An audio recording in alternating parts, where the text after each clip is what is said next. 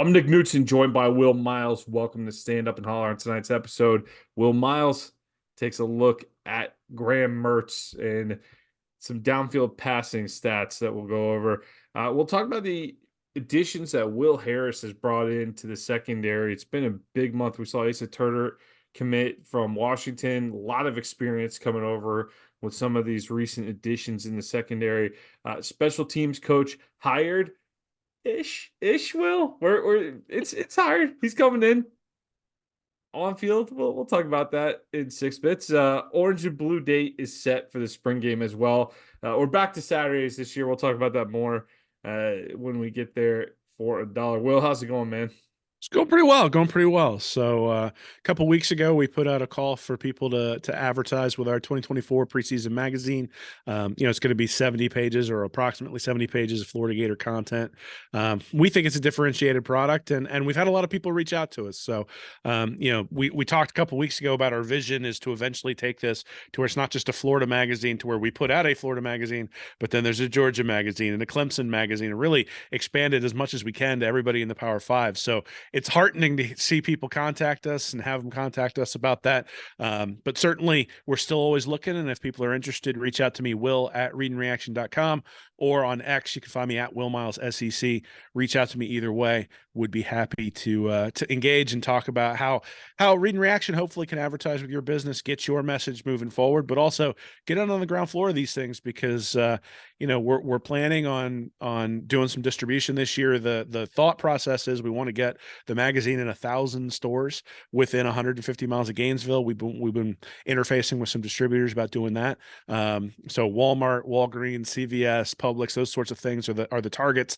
And obviously the advertising revenue will help do that. So if you want to be a part of us being able to take a picture, put it on Twitter or put it on X of a magazine on the shelf, and that's always sort of been our goal, right? To have that magazine sitting on the shelf, you can do that. So again, thank you to everyone who's already reached out. Even if you don't advertise, if you're just reaching out to support us, and if you're reaching out to inquire, and hey, maybe it doesn't match up with the goals of your organization or something like that, but certainly just reaching out to us means a lot, and we'd love to have people commit to it. We've had a couple people already, and we're interested in getting more. So you reach out to me, will@readandreaction.com, if you want more information.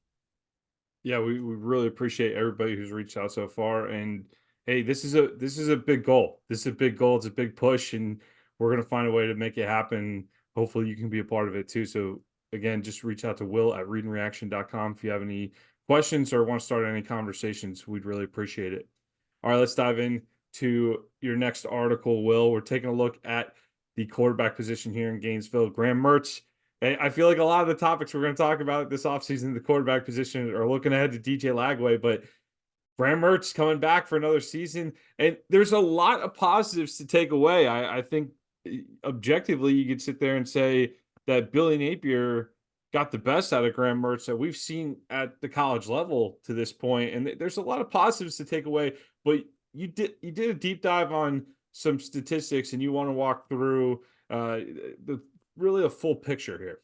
Yeah, so look, I mean, Mertz played, like you said, played really, really well last year. Completion percentage up around 73%. His QB rating was up above 150, which is definitely well above average for the SEC. He finished in the top 6 of the SEC when you looked at quarterback rating. So, top tier SEC quarterback. Those other 6, if you look at them, they're Mertz, Jackson Dart, you got Carson Beck, you got Jaden Daniels, Milroe from Alabama, and then Brady Cook there for Missouri. Those are the 6 that you're looking at. And what's interesting is when you look at offense, I actually have a plot in the article that people will be able to see. Maybe you can post it here, but there's a plot of success rate versus yards per play. And what it's really saying is that that there's a correlation here pretty clearly. And the higher your success rate, then the more likely your offense is to score. Yards per play correlates with scoring really, really well. And so with all that said, what does that mean for Graham Mertz? Well, it kind of means sort of middle of the road for Florida's offense last year in comparison to some of the other offenses, specifically LSU and Georgia, who are sort of differentiated out there on the right-hand side of that plot. But the thing is that this success rate changes depending upon how far down the field you go. So if you go 20 plus yards down the field, your success rate is actually a little bit suppressed. But obviously, when you throw 20 plus yards down the field, if you hit it, it's a major benefit to your offense. From 11 to 20 yards, the success rate goes up to about 59%, actually tracks almost completely with completion percentage. From 0 to 10 yards, your success rate's around 58%. And then behind the line of scrimmage, it drops down to 48%. So what this tells us is that if success rate correlates with scoring, throwing from 0 to 10 or 11 to 20 yards most of the time is going to correlate with a better offensive performance. That is what we learned by looking at these numbers.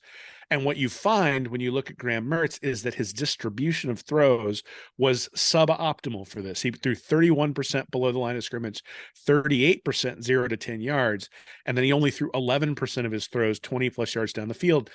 Not only that, but he was inefficient when he was unsuccessful when he went down the field. So his QB rating was only 176 at 20 plus yards down the field. Behind the line of scrimmage was 149. And then from 0 to 20, it was somewhere between 163 and 170. So he was sort of right there the entire time, right? I mean, he was the same quarterback, whether he was throwing 10 yards down the field or whether he was throwing 20. You compare that to Jaden Daniels, and Daniels threw downfield 15% of the time, but his QB rating was 422 when he went downfield compared to 176 for Mertz. And even at the 11 to 20, he was 204 on his QB rating compared to 170 for Mertz. So I think there's some tweaking that Mertz can do, that Florida can do in terms of him going downfield a little bit more often, specifically in that 11 to 20 yard range. And if they can exploit that and take away the screen passes, take away the little pop passes to Trey Wilson, those sorts of things, and isolate the middle of the field, Mertz could take another step forward. The problem is that requires a couple of things. One is that requires an offensive line that can hold up. The other thing that it requires is Mertz being able to go downfield and maintain the same level of efficiency as he goes downfield. And then, honestly, in some ways, it's going to require Mertz being able to be a little bit more pocket aware and throwing the ball away when the pocket collapses. He's not ever going to add a ton in the running game, but just not taking the sack, getting rid of it, and living another day. One of the reasons that they were throwing the ball behind the line of scrimmage a lot is because the Florida offense, for a lot of different reasons, was susceptible to sacks and getting behind the chains. They're going to have to fix that next year to be able to go down the field in that 11 to 20% range. But look, I mean, the reality is you're not going to be able to live long-term in the SEC throwing 31% of your throws behind the line of scrimmage. Out of the top 6 quarterbacks that I mentioned earlier, that is the highest. Carson Beck comes in next at 29%, then Cook at 22%, then Dart at 19, Daniels at 15, and Milroe at 14. So the elite of the elite, the guys who really, really are successful, don't throw the ball behind the line of scrimmage all that much. Mertz obviously threw it behind the line of scrimmage a lot last year. That's something they're going to have to shift in 2024 if they expect the offense to be more dynamic than it was in 2023. No, well, you look at this chart and immediately the thing that will jump out is how similar some of the numbers are in terms of the percentages downfield with Carson Beck. Outline the differences there where you see what you saw with Carson Beck and what you saw with Graham Mertz. And I know we had talked a little bit before the show. Beck's approach changed as the season went along too, didn't it? It did. Early in the season, he was much more behind the line of scrimmage, and so that 29% is a little bit elevated for what it would have been if you took, say, like the final 6 games of the season. The bigger thing for me is he's 24% in that 11 to 20 range, but he has a 208 quarterback rating in that 11 to 20 range compared to 169 for Mertz. And so they're going downfield similar percentages, though 4% still a pretty large amount over, 300-400 throws, but he's going downfield a little bit more, but he's way more successful when he's going downfield. Now, we can ask a question there, and the question can be, well, is that because the offensive line's keeping him clean? Is that because he has Brock Bowers? Is that because, they have better running game, better offensive line, all those sorts of things? And I think those are all valid things to say. At the same time, look, the throws behind the line of scrimmage for Florida were not typically throws out of desperation where Mertz was about to get sacked and he was dumping it off. In fact, I think if you were going to criticize Mertz for some things this past year, it might be that he didn't know where his check down was and got sacked instead of hitting the running back coming out of the backfield or something like that. those behind the line of scrimmage throws are designed. Those are out to the outside. We're trying to essentially convert a throw to the wide receiver into a running play. Mm. There's the little pop pass to Trey Wilson that goes around the edge. Those things, you have to run them from time to time. The misdirection especially really helps. You need to make sure that the defensive line can't just pin its ears back and come back at the quarterback. At the same time, 31%, in my opinion, is just too much. It's an inefficient distance to throw, and it doesn't breed explosives. So if you have a guy like Trey Wilson, who you're getting the ball behind the line of scrimmage a lot, okay, maybe. But even in that case, you're asking him to beat the entire defense to get there. And if you think about the explosive plays that Florida got from Wilson, it wasn't on the pop pass coming around the edge. That was maybe an 8 or a 9 yard gain most of the time. And then the safety was coming up with a good angle and able to take him down. The explosive plays we saw from Trey Wilson, I mean, the one that pops to mind is the throw across the middle against Georgia, where they got him running, got a corner on his hip. The safety takes a bad angle because the throw is downfield, and all of a sudden that turns into a touchdown. Those are the kinds of throws I think that Florida's going to need to utilize when it comes to what they do in 2024, regardless of who the quarterback is. But if Graham Mertz is the quarterback, certainly those behind the line of scrimmage, as you see those in a game, if you see just screen after screen after screen after screen, that approach isn't changing. And I think that approach needs to change, given that success rate definitely correlates with offensive performance. It's going to correlate with scoring, and throwing behind the line of scrimmage is the least efficient and the least explosive type of play you can have. And Florida did that more than anybody else, at least out of the top 6 quarterbacks in the SEC last year, and still had a decent offense in like the 50s for yards per play, but they're going to need to get up into the 20s, especially with the schedule that they have right now. And the way to do it is to shift the distribution of throws.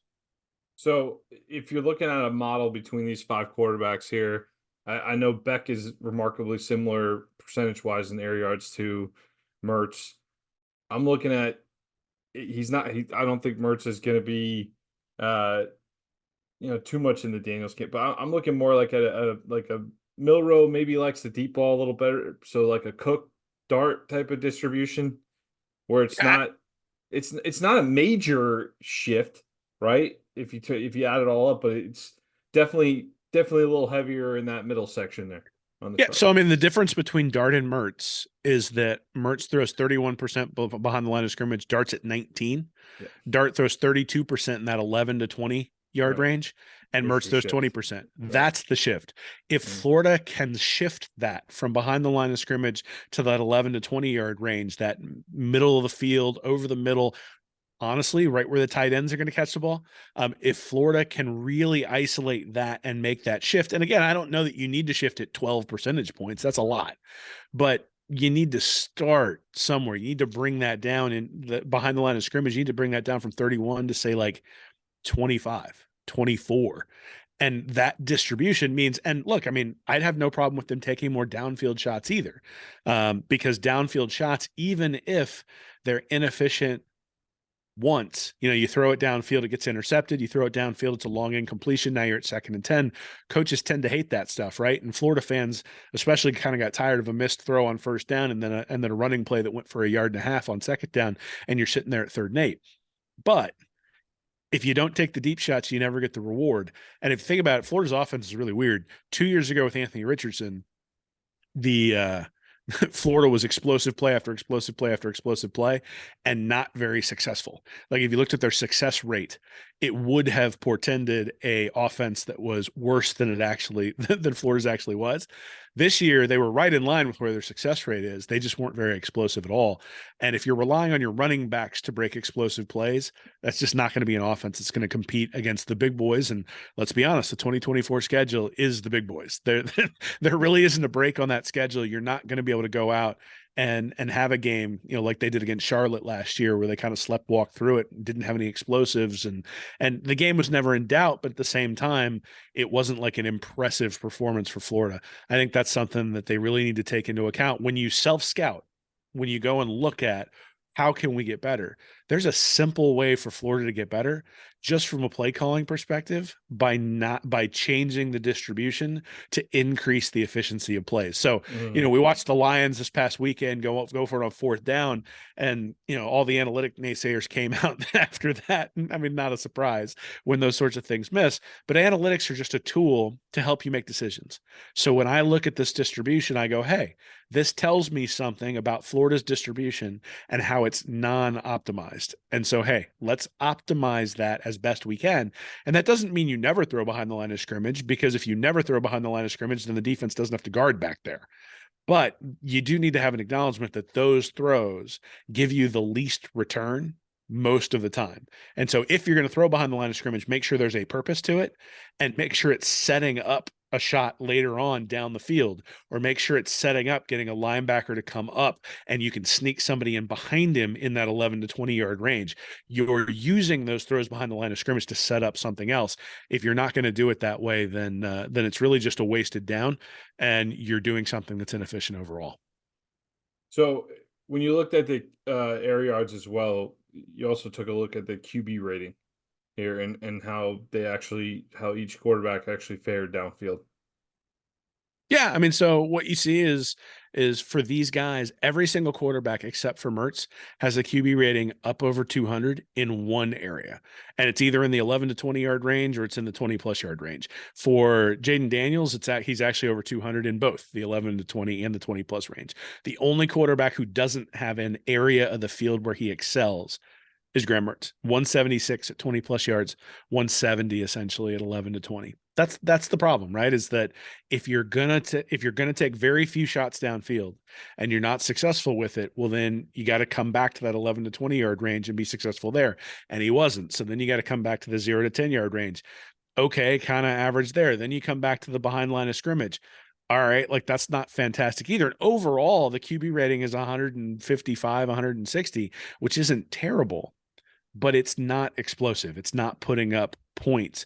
And how many times did Florida get stuck in the red zone when they got down there and weren't able to punch the ball in, where they were sort of able to drive the ball down the field, but then weren't necessarily able to finish off a drive? In many ways, this I think is indicative of that. That middle of the field opens up some of the downfield shots. That middle of the field opens up some of the stuff behind the line of scrimmage. They're going to have to operate there next year if Graham Mertz is going to take another step forward. Well, some good numbers to better articulate what we saw last season on the field. I know statistically, Mertz was an interesting case all last season, where you can look at the statistics in some ways and really defend him, but this was a good way to really take a detailed look at really what actually happened on the field. So interesting article coming out on Read and Reaction.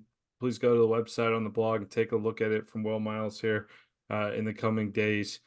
Let's go on here to four bits. Well, Asa Turner, safety out of Washington, 6'3", 200 pounds, former four-star recruit, comes over to the Gators in the transfer portal. He has started 43, he's played in 43 games with 28 starts for the Huskies. So highly experienced safety, played for Will Harris at Washington. So this is someone that has familiarity with what he's going to be asked to do, and the coach himself. And he said that Coach Harris, Will's being there is huge for me. He told 24/7.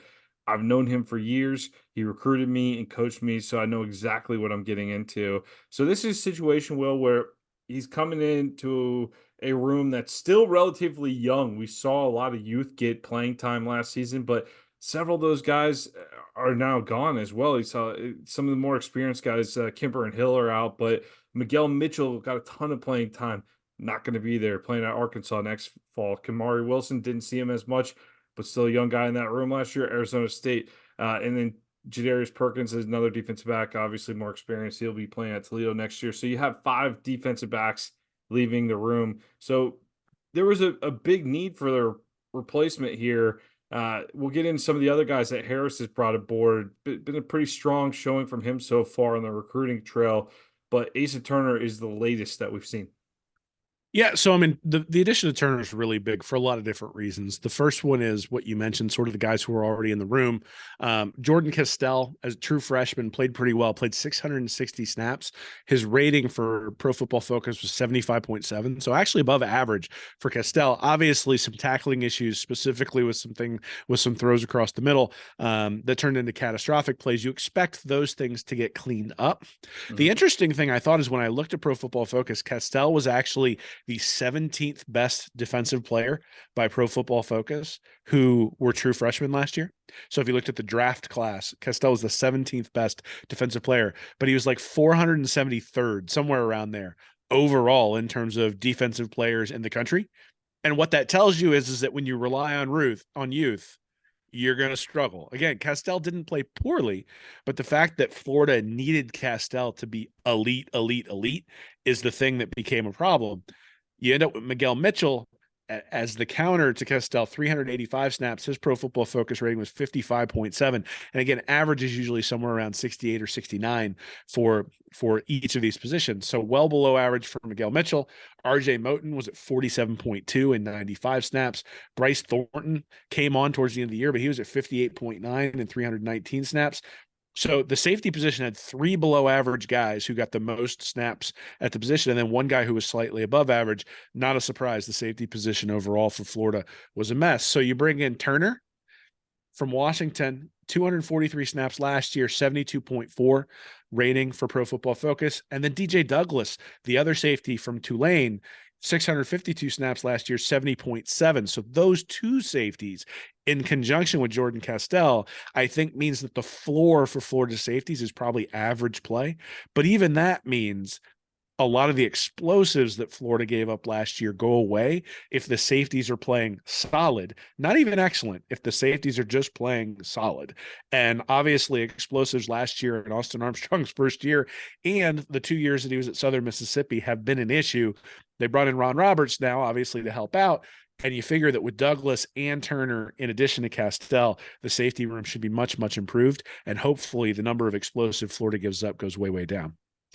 Defensive backs in general here. That's 58 combined starts through the portal that Will Harris has helped add to this room. In addition, Jameer Grimsley, big time recruit, initially committed to Alabama. One of those kids who left Alabama when Saban left. He is in on this class, so promising addition there.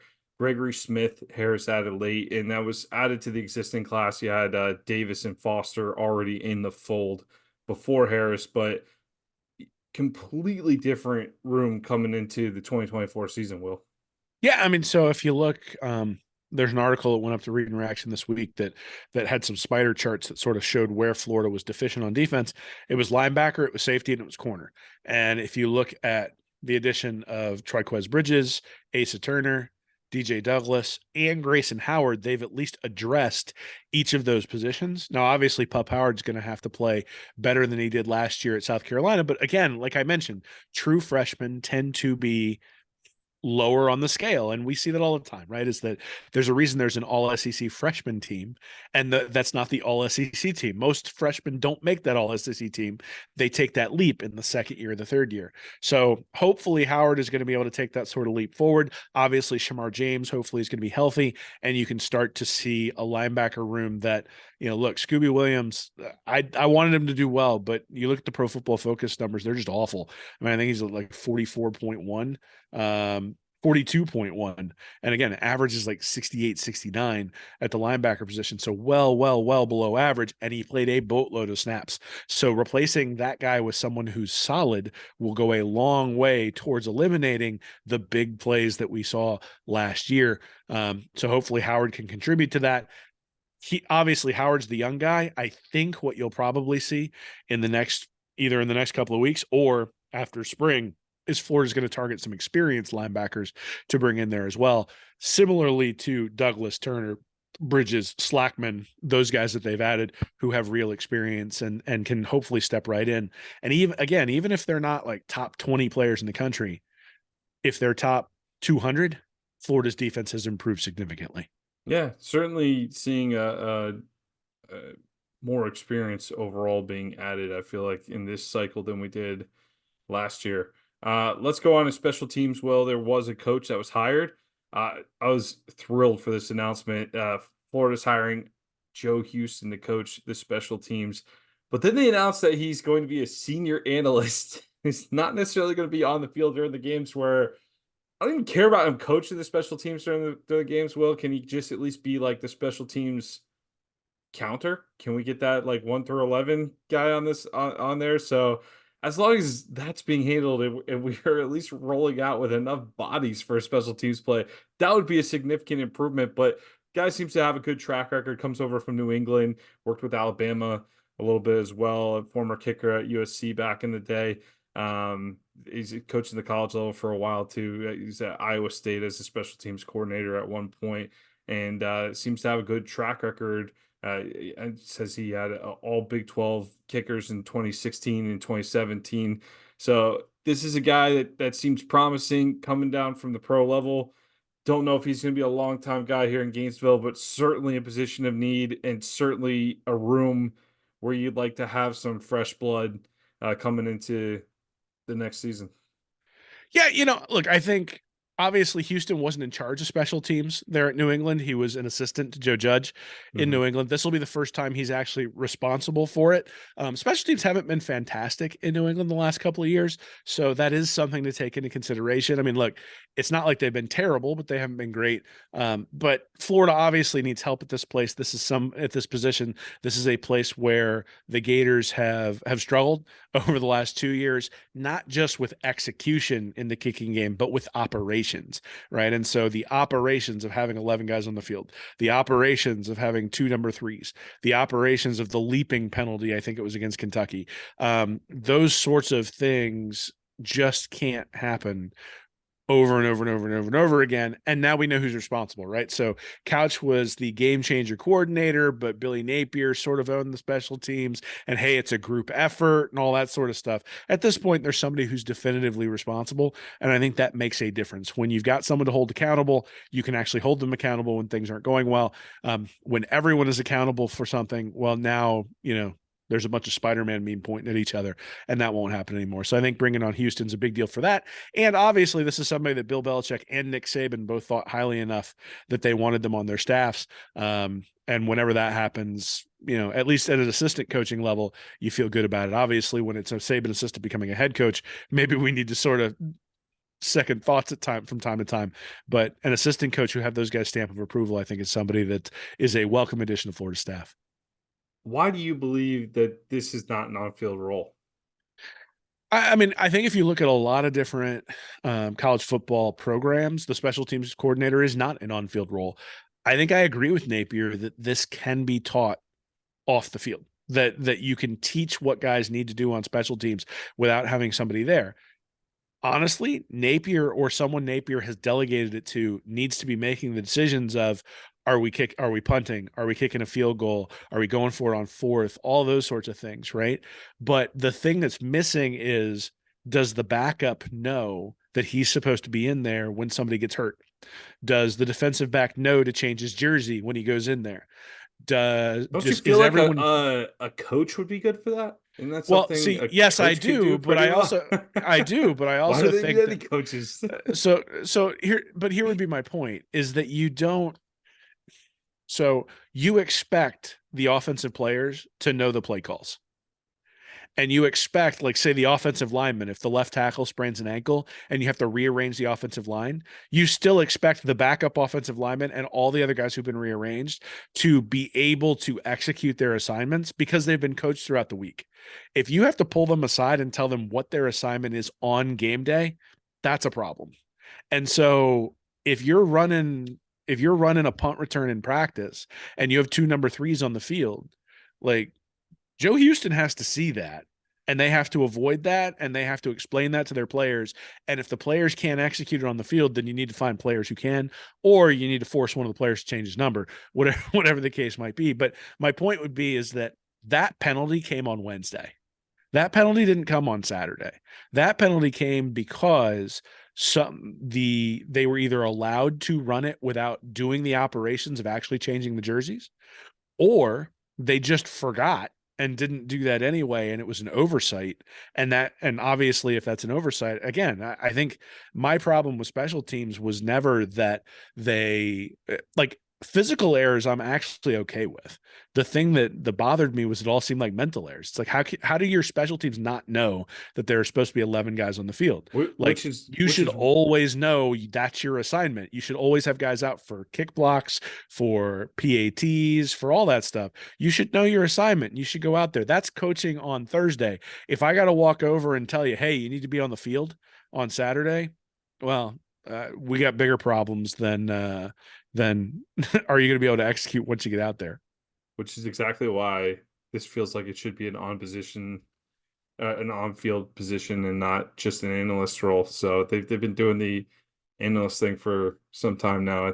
I think it requires some hands-on game day action there, but we'll see how it goes. We'll see how it goes. Certainly, again, good pedigree, good pedigree where the guy's coming from. Looks promising in some areas, but we'll see how it goes.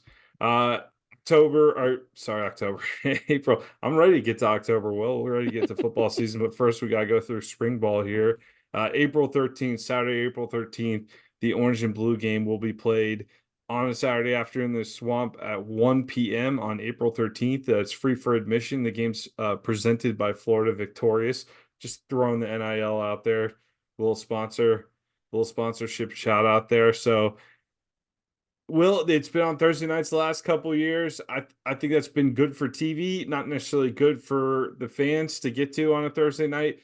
You'll probably see a larger crowd in the Swamp for this one, especially with the anticipations for some of these freshmen. One playing quarterback in particular will probably draw plenty of folks just on his own there. But hey, I think this is a type of move where they've probably heard some feedback from people the last couple of years. It seems like some people, I know, especially if you're out of town, there's a large percentage of people that are driving in for the games. So it's tough to get to if it's not on a Saturday. From a TV perspective, I absolutely don't mind it being on a Thursday, but if you're within a couple hours and you'd like to go up to the game, you're probably not doing it on a Thursday, but you definitely do it on a Saturday. You got that opportunity again this year. Yeah, I think it has more to do with the overall experience, right? I mean, you come in on a Saturday, you watch the game, but then there's usually 9,000 other things going on campus. And so there's a baseball game and a basketball game and, well, not a basketball game, but a baseball game and a softball game and a volleyball game and gymnastics, or all those different things. And they sort of line them up.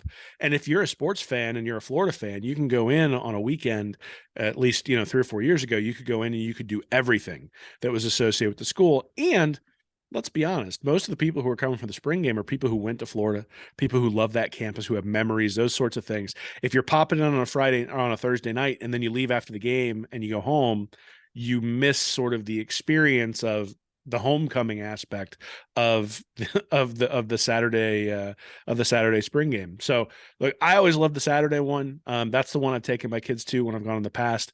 The fact that it's free and that those guys go to bed early means that if I'm flying down to Florida to see a game, like having it in the middle of the day is helpful. But that's me being selfish on that sort of stuff. I think the other thing is it's not as though it's not as though the recruiting has been so lights out with the Thursday night spring game that you look at it and go, well, we have to continue that. We can't possibly not continue that. And at the end of the day, I don't know that Florida right now is a huge spring game draw on TV anyway.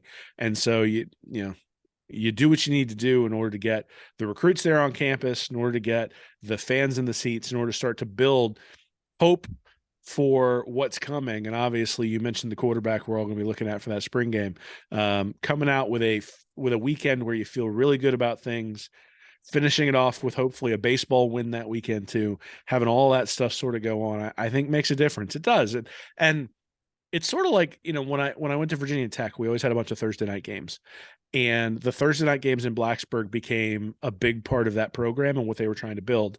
However, those Thursday night games also pointed out to all of us that we were not big time, like we were not the elite of the elite in college football, even though Virginia Tech had a pretty cool history by the time I got there. Florida should be the elite of the elite on Saturday competing and not be afraid to compete with the big boys and not be afraid to be on Saturday against everybody else. And eventually, if you build the program to where you want it to be, it'll be the other teams, the Auburns and the Arkansas and the Ole Misses saying, well, maybe we should put our game on Thursday. So I like the move. I like having it on Saturday. I think it's good for fans. I don't think it matters too much for TV. For the most part, people watch like the first half and then sort Mhm. of check out anyway. And so, I get it that it's content for ESPN and those sorts of things, but, unless you're being demanded to do it by ESPN, I think you're doing right by your fans having it on Saturday. Yeah, it'll be definitely plenty to look forward to with it this year. I think we're playing South Carolina in baseball that weekend. I saw there's a lot. It's like you said, it's like one of those classic weekends where they have like there's a lot going on throughout the entire weekend. So if you want to, like you said too, take the kids down to a game on a Saturday. Definitely a nice Saturday there in Gainesville. Weather's usually pretty solid that time of year too. It's not super super hot by that time typically too. So Well, and they're giving me an opportunity to be there, so hopefully I'll get to see some of you people down there when I get down there. So my kid Max will want to go if I have an opportunity. So we'll see. I'm hoping. I haven't been able to clear my schedule completely yet, but hopefully I'll be down there. all right. Well, hey, another good episode in the books here. Will, you want to make any announcements before we head out? No, just what we said earlier, right? I mean, obviously, still looking for advertisers for the preseason magazine. It's a we sort of look at it as a prestige type of thing, where hopefully you want people who align with what we're trying to do in terms of differentiated content that's unique in the college football landscape. We think so, at least. Hopefully, you do too if you're listening to this. And if that aligns with your brand, please reach out, will@readandreaction.com, and we'd love to hear from you, and love to hear what your advertising needs are and develop something. I mean, I've told a couple of people I've talked to, I want advertising with us to be a win-win. And so if the magazine isn't the right opportunity, if you need proof of concept, whatever it is, tell us, and then we'll try to figure out how to make sure that what we're putting together meets your needs. Well, thank you for tuning in for another episode of Stand Up and Holler. For Will Miles, I'm Nick Knudsen. Have a great week, everybody, and go Gators. Hey, everybody. Thanks for listening to Stand Up and Holler. If you're interested in more information from me and Nick, you can go over to readandreaction.com. You can like and subscribe our YouTube channel here at Read and Reaction, or you can go to patreon.com/readandreaction to support us, get extra information, and we do Ask Anythings over there every once in a while as well. So check us out. Thanks for listening.